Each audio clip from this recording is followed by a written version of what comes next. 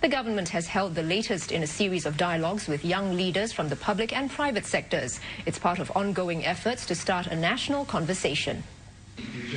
Some participants raised concerns over the gaps between targets and achievable results.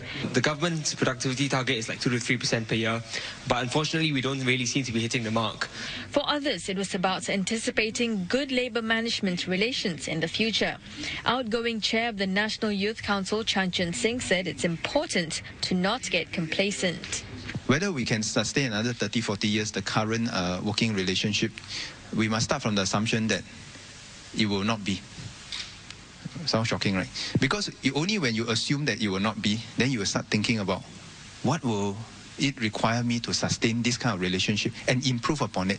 And so is the third dialogue session for these in-spirit members who have also previously discussed issues such as Singapore's transport system, as well as ways of reintegrating ex-offenders back into the community. Now, this dialogue and learning journey also comes at a time when the government is engaging various segments of the community as part of its Singapore conversation.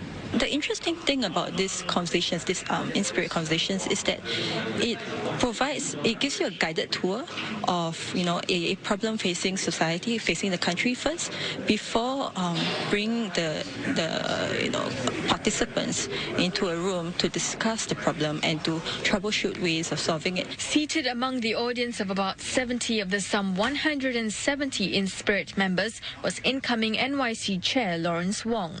Any suggestions that are put forward, any feedback that we receive, we will take it back to the main secretariat that's staffing the national conversation.